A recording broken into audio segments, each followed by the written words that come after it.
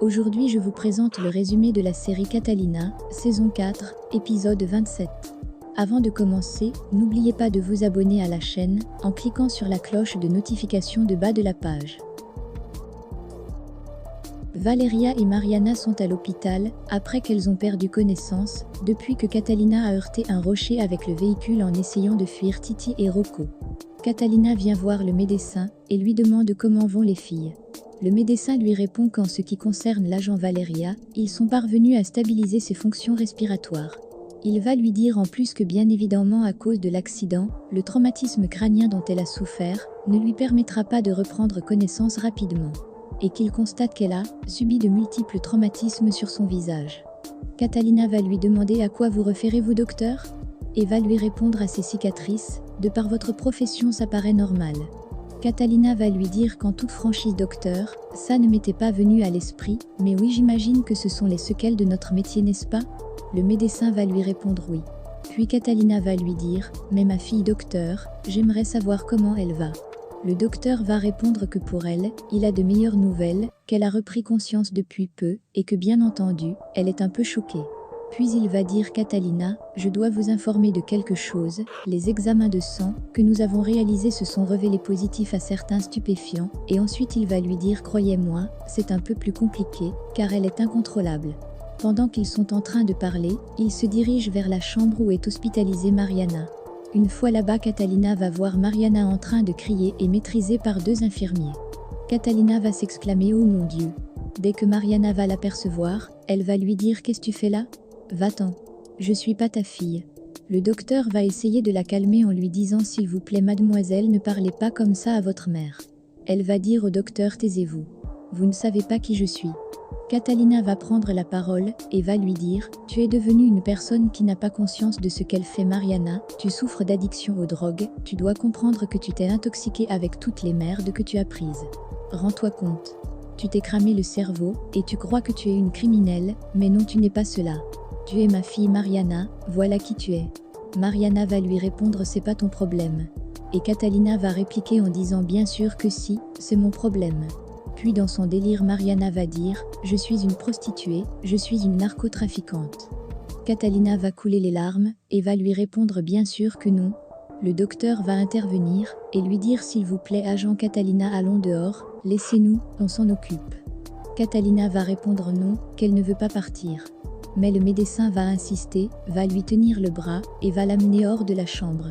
Une fois dehors, le docteur va essayer de la calmer en lui disant « Ne faites pas attention à ce que votre fille raconte, elle vient d'être gravement accidentée donc, elle est encore probablement sous le choc. » Pendant que Catalina discute encore dans le couloir, l'agent Martinez et Natalia vont débarquer pour prendre les nouvelles de Mariana et de Valeria. L'agent va lui demander que vous ont dit les médecins ? Catalina va lui répondre que Valeria est toujours inconsciente et que sa fille est réveillée, mais elle est super agressive, elle est attachée et ne dit que des choses terribles. Ensuite Ruben va lui demander Cata, pourrions-nous parler un moment seul à seul ? Natalia va donc se retirer. L'agent Martinez va lui dire à Catalina qu'il ne sait pas comment lui dire, donc il va être direct. Il va dire qu'il y a quelques minutes, il était avec les directeurs de l'agence de la DEA et qu'il leur a raconté ce qui s'est passé. Puis il va dire qu'avec eux, ils ont décidé que Catalina prenne un congé question de mettre un peu d'ordre dans sa vie, car elle est personnellement impliquée dans cette opération qui consiste à traquer les trafiquants de drogue. Catalina va lui dire que c'est son opération. Ruben va répliquer que c'est aussi son opération depuis la mort de l'agent Ousmane, et depuis qu'elle a demandé son aide, et celle de ses agents. Catalina n'est pas d'accord avec cette décision, et est en colère. Elle va dire à Ruben « Il s'agit de ma fille. Qu'est-ce que vous voulez ? Mon arme ? Ma plaque ? M'éloigner de la DEA ? » Ruben va répondre « J'ai pas dit cela, vous êtes une agent très courageuse, et vous le savez, mais en pareil cas, le protocole nous oblige, je ne peux rien faire contre. Je suis désolé. » Après ça Ruben va partir et Catalina va rester là.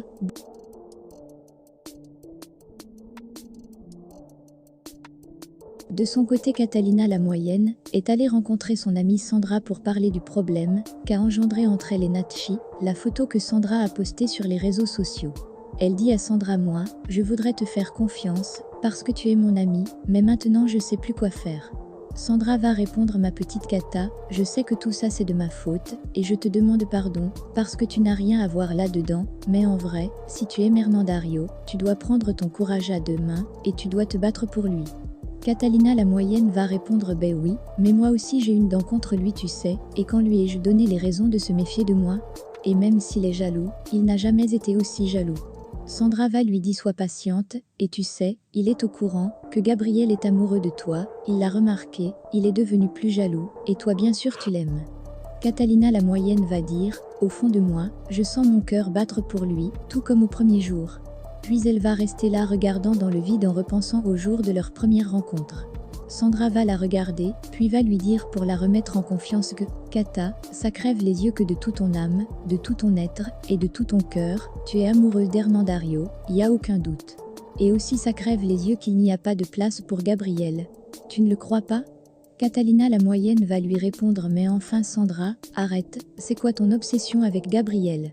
Et Sandra va lui dire « Kata, mais tu sais que tout le monde a remarqué qu'il est amoureux toi depuis toujours. » Catalina va lui demander « Et toi, ça te brise le cœur Sandra ?» Sandra va répondre « Oui. » Puis Catalina la moyenne va lui dire « Écoute Sandra, les clés des portes de mon cœur, une seule et unique personne les détient, et cette personne se nomme Hernandario. Malheureusement s'il continue à se comporter comme un idiot, alors je reprends les clés, et je les jette. » Sandra va lui dire « Kata, tu ne peux pas faire ça, et pourquoi tu ne penserais pas à retourner à Bogota, et peut-être le reconquérir ?» Catalina va lui répondre qu'elle ne peut pas parce qu'ici, il y a sa mère, il y a son père, et ils ont besoin d'elle en ce moment, et qu'elle ne les laissera pas tomber. Après la mission foireuse de Titi, il est retourné au lieu où se cachent les trafiquants. Là-bas, alors qu'il se fait soigner de la blessure que lui a fait, la balle au bras, la main noire, et les autres le blâment. La main noire lui dit « Catalina s'est foutue de ta gueule. » Il va répondre « Les choses ont dérapé main noire, c'est ce qui s'est passé. » La main noire va continuer en lui disant « Mais c'est toi qui as planifié l'échange Titi. » Et Titi va répondre « Oui, ils nous ont interceptés, et ils nous ont suivis, qu'est-ce que j'y peux ?» Ensuite la main noire va lui dire « Tu aurais dû te rendre compte que c'était cette putain de DEA. » Un autre trafiquant va se rapprocher de Titi et va lui dire « On dirait qu'avec l'âge tu perds la boule, un vieux sénile. » Titi va se lever brutalement et va lui tenir le cou. Tandis que la main noire crie non, non, la démonia va essayer de calmer Titi en lui disant « Titi c'est pas le moment de se bagarrer. » Mais le trafiquant que Titi tient par le cou continue de lui faire la gueule. Et Titi lui dit « Mon gars, t'as pas encore assez d'années, comme moi dans le business, quand tu auras autant de cadavres que moi au compteur, ça t'excitera moins. » La démonia va lui dire « Arrête Titi, on t'est là entre associés, et les associés entre font du business. On ne s'entretue pas entre nous, je te dis, arrête Titi. » Puis d'un ton imposant, la main noire va dire « Diana a raison, on dirait une bande d'adolescents, ça suffit. » Titi va donc lâcher le type.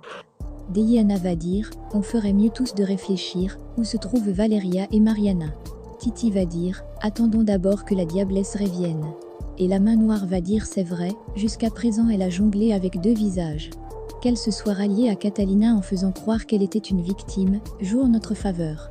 Alors tant que nous aurons des nouvelles, s'il vous plaît gardons notre calme. Et maintenant on se concentre sur le business.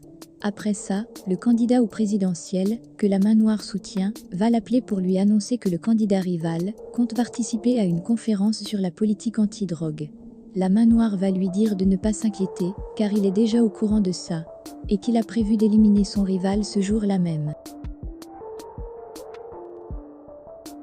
En prison, Sombra et sa bande en cellule d'isolement racontent à Rota qu'ils vont s'évader. Sombra demande à Rota qu'est-ce qu'il en pense. Rota, effrayé par cette idée, va leur demander « Mais comment vous comptez vous évader d'ici, étant donné que moi, je viens juste d'arriver, et que je suis innocent, je suis persuadé qu'on va me relâcher bientôt. » Mais Sombra va lui dire « Écoute mon gamin, la justice est lente dans ce pays, avant qu'on applique la justice à ton cas, tu auras déjà passé au moins 10 ans dans ce trou, crois-moi. Maintenant qu'est-ce que tu choisis? Tu moisis ici en attendant qu'on applique la justice dans ce pays, ou alors tu t'enfuis avec nous. Et de toutes les façons, tu es déjà au courant de notre plan d'évasion. Soit tu viens avec nous, soit on te tue pour éviter que tu ne parles de notre plan à quelqu'un d'autre. » Rota va donc accepter de s'évader avec eux.